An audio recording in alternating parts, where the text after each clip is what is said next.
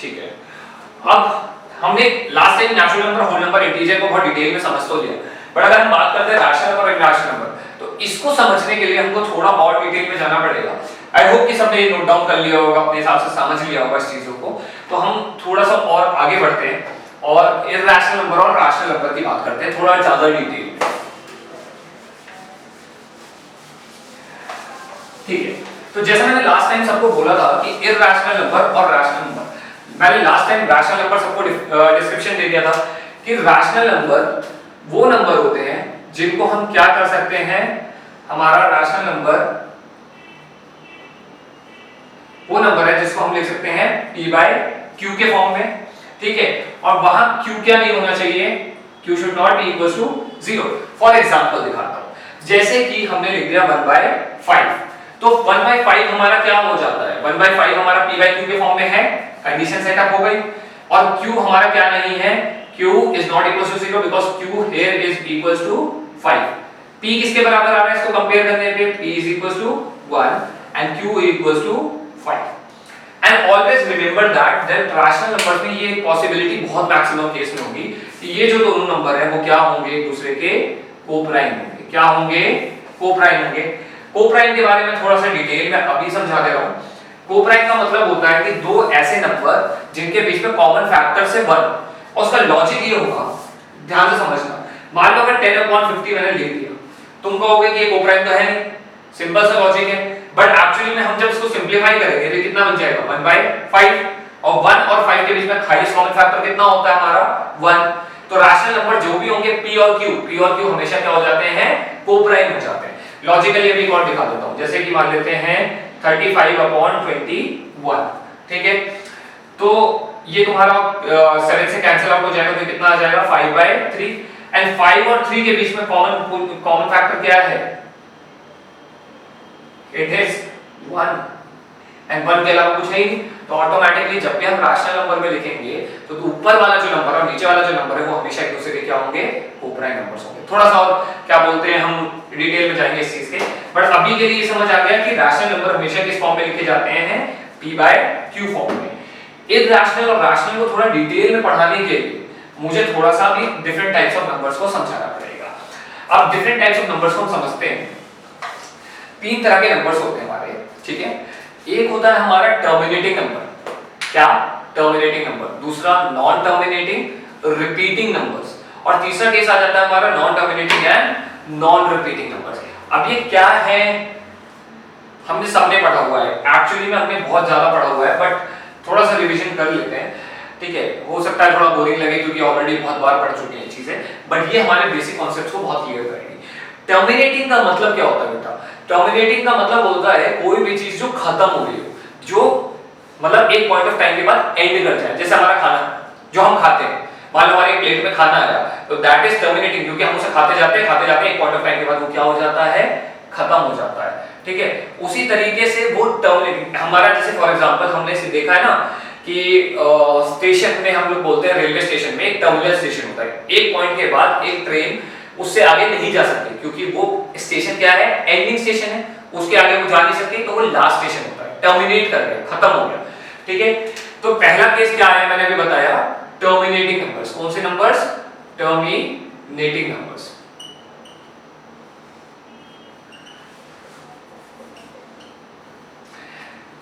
Terminating numbers ऐसे होते हैं जो एंड कर जाए। फॉर एग्जांपल जैसे कि हमारा 5/10, अब इसको अगर हम निकालेंगे तो इसका आंसर कितना आएगा, 0.5। सी ये एंड कर गया ना, 0.5 के बाद क्या ये वापस चलता रहा, नहीं, ये पॉइंट के बाद टर्मिनेट कर गया, लाइक 535 डिवाइडेड बाय 1000। इसका अगर डेसिमल में कन्वर्जन करोगे तो इट्स गोइंग टू बिकम 0.535। 5 के बाद कुछ है नहीं है, तो ये 5 तक एंड कर गया। टर्मिनेटिंग नंबर मतलब जो कहीं ना कहीं पॉइंट ऑफ टाइम के बाद क्या कर जाए, टर्मिनेट कर जाए। So this is terminating numbers. ये तो समझ आ गया होगा सबको, टर्मिनेट कर गए, इसी वजह से इनको टर्मिनेटिंग नंबर्स बोला जाता है। सेकंड कैटेगरी हमारी आती है नॉन टर्मिनेटिंग नंबर्स। क्या आती है, नॉन टर्मिनेटिंग नंबर्स, बट एक कंडीशन के साथ। नॉन टर्मिनेटिंग नंबर्स एक कंडीशन के साथ आ रहे हैं कि वो क्या होंगे, साथ ही साथ रिपीटिंग होंगे। क्या होंगे, रिपीटिंग ऐसे थोड़ा सा क्वेश्चन आता है। तो फॉर एग्जांपल ऐसे numbers, for example 0.3333 and so on till infinite, कभी नहीं रुक रहे। बट एक खास बात क्या है ना, रुक नहीं रहे तो इसलिए नॉन टर्मिनेटिंग बोला, रुक रहे होते तो ये टर्मिनेटिंग हो जाते हैं। नहीं रुकने की वजह से इनको नॉन टर्मिनेटिंग बोला जाता है। बट इनमें एक और ऑब्जर्वेशन करोगे कि ये बार-बार क्या कर रहा है, अपने आप को रिपीट कर रहा है। जैसे हम अपनी गलतियों को बार-बार रिपीट करते हैं, कहते हैं कि गलतियों को रिपीट नहीं करना चाहिए, बट हम अपनी गलतियां बार-बार रिपीट करते हैं। उसी तरीके से यहाँ पर क्या हो रहा है कि जो नंबर है वो बार-बार क्या हो रहा है, रिपीट खा रहा है। तो इसीलिए केस कौन सा हो जाएगा, नॉन टर्मिनेटिंग एंड रिपीटिंग, क्योंकि ये हमारा खत्म कभी नहीं हो रहा और रिपीट पूरे टाइम तक करते जाएगा।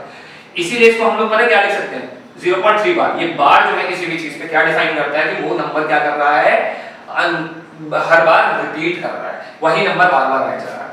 आप पूछोगे कि अब इसके बारे में थोड़ा सा और डिटेल में जाएंगे, ठीक है, अभी इसके बारे में थोड़ा डिटेल में जाएंगे। मैं और एग्जांपल दे देता हूं, जैसे 0.53 के ऊपर बार, यानी कि क्या हो जाएगा 0.53 53 53 and so on till infinite, कभी एंड नहीं कर रहा है और साथ ही साथ ये क्या बोलते हैं, रिपीट भी करे जा रहा है बार-बार। सो इस केस को बोलते हैं non terminating and repeating. Third case आता है हमारा नॉन टर्मिनेटिंग एंड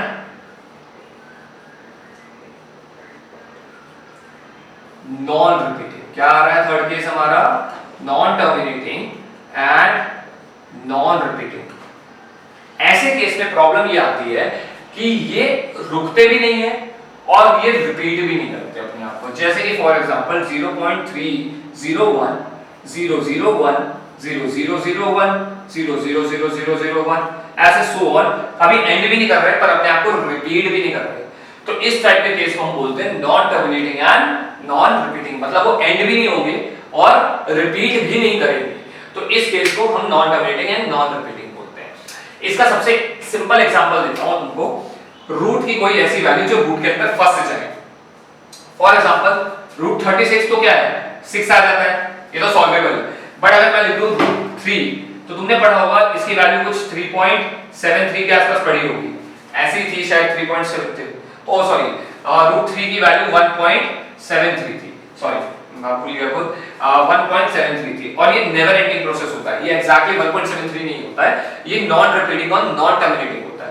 तो रूट के अंदर कोई भी स्क्वायर रूट के अंदर या क्यूब रूट के अंदर कोई वैल्यू फंस जाए, ठीक है, तो वो ऑटोमेटिकली एक non terminating and non repeating number में कन्वर्ट हो जाता है। चाहे रूट 2 उठा लो, रूट 5 उठा लो, ठीक है, सिंपल सा लॉजिक है इसका, ठीक है। इसके बाद हम लोग अब समझते हैं कि रैशनल और इरैशनल क्यों, क्योंकि ये 3 नंबर से ही हमारे रैशनल और इरैशनल का कांसेप्ट समझ आएगा। टर्मिनेटिंग नंबर्स और non terminating numbers are always considered to be rational numbers.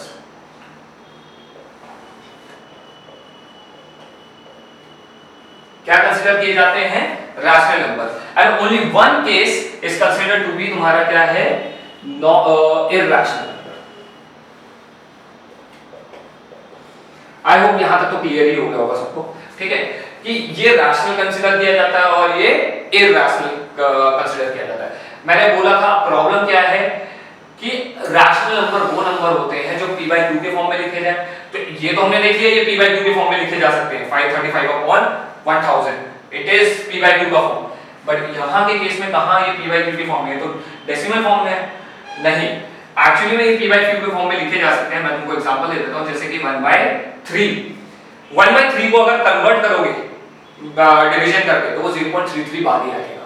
ऐसे एक और केस दे देता हूं, 0.6 बार।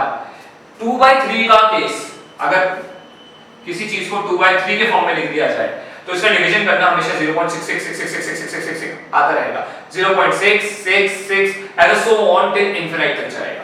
सो p/q के फॉर्म में लिखा जा सकता है एंड p/q के फॉर्म में ये भी लिखा जा सकता है, इसीलिए ये क्या हो जाता है, रैशनल नंबर हो जाता है। हमेशा लिखना p/q फॉर्म जरूरी है। और q should not be equals to 0 का कांसेप्ट ये है क्योंकि हमने हमेशा पढ़ा है मैथमेटिकल लॉ डिफाइन तब होता है जब डिनोमिनेटर 0 हो जाए, और डिनोमिनेटर को हम 0 नहीं कर सकते, ये एक मैथमेटिकल लॉ है, ठीक है। उसका एक्सप्लेनेशन में अलग से एक प्रॉपर वीडियो दूंगा, ठीक है। वो क्यों नहीं हो सकता 0, वो थोड़ा आराम से पढ़ेंगे, ठीक है। यहां तक लॉजिक क्लियर हो गया सबको। अब अगर बात आते हैं क्या बोलते हैं इरैशनल नंबर में, तो तो इरैशनल नंबर मोस्टली केस में क्या होता है, p by q के फॉर्म में नहीं लिख पाते हैं। But there is a condition कि एक दो क्वेश्चंस ऐसे हैं, जो एक दो एग्जांपल ऐसे हैं जो p by q के फॉर्म में फिर भी वो इरैशनल है, जैसे कि 22/7 जिसको हम पाई भी बोलते हैं। 22/7 इरैशनल कंसीडर किया जाता है क्योंकि वो non terminating and non repeating आता है, बट p by q के फॉर्म में भी है।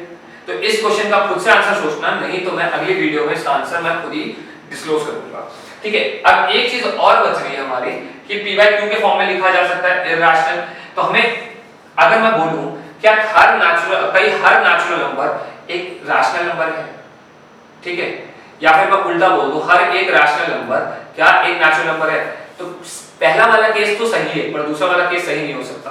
रीजन देखो, 1 मान लेते हैं 2 एक नेचुरल नंबर है, वो रैशनल नंबर भी होगा, क्यों? क्योंकि p by q के फॉर्म में लिखा जा सकता है। अगर 2 के नीचे कुछ नहीं तो मान लो क्या है उसके नीचे 1, तो ये 2 by p by q के फॉर्म में लिख लिया ना हमने, तो 2 by 1 हो गया, लॉजिकली क्लियर हुआ। बट अगर मैं बोलूं all rational numbers are natural number, no that is not possible, because 1 by 5 is also rational and 1 is also rational, but this is not natural ना, ये नेचुरल नंबर नहीं है, ये नेचुरल नंबर है बट ये नेचुरल नंबर कंसीडर नहीं किया जा सकता। तो हम ये बोल सकते हैं कि सारे नेचुरल नंबर रैशनल नंबर तो हैं पर सारे रैशनल नंबर नेचुरल नंबर नहीं है।